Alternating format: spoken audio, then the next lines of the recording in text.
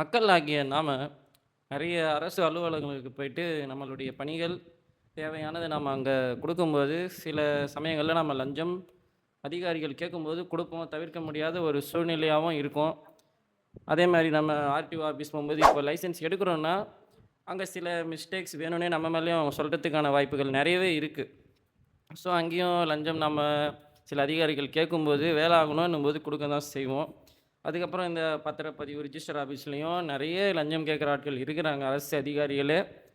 அதுக்கப்புறம் இந்த மணிகர்கிட்ட ஒரு கையெழுத்து வாங்கணும் அப்படின்னு சொல்லிட்டு நாம் போகும்போது, நம் தேவைக்காக போகும்போது இழுத்தடிப்பாங்கல்ல. ஒரு 4 நாள், 1 மாதம், 2 மாதம் ரேஷன் கார்டு நம்ம வாங்குறோன்னும் போது கூட தாலுகா ஆஃபீஸில் போயிட்டு நம்மளுடைய கார்டு வாங்குற மாதிரி இருக்கும்.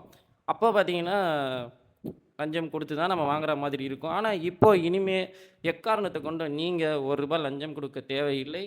மாண்புமிகு முதலமைச்சர் விஜய் அவர்களின் உத்தரவின் பேரில் ஸ்க்ரீனில் தெரிகிற இந்த நம்பருக்கு நீங்கள் வாட்ஸ்அப் மூலியமாவோ இல்லைன்னா கால் பண்ணியோ நீங்கள் சொன்னீங்கன்னா, உங்களுடைய பெயர் குறிப்பிடாமல் உங்களுடைய தகவல்கள் வெளியே கசியாமல் உடனடி நடவடிக்கை எடுக்கப்படும் அப்படிங்கிறத தமிழ்நாடு அரசு சொல்லியிருக்காங்க. இது ஒரு நல்ல வரவேற்பும் தான் மக்களுக்கு. ஏன்னா எல்லா இடத்துலையுமே லஞ்சம் கொடுத்தா தான் வேலை நடக்கும்ன்றது 50 வருஷமாக அவங்க போட்டு வச்ச ரூட். அந்த ரூட் மாஃபியாவே அவங்க தான். அதை நாம் தடுக்கணுன்னா இதுதான் வழி. நீங்களும் இந்த வீடியோவை ஷேர் பண்ணுங்கள்.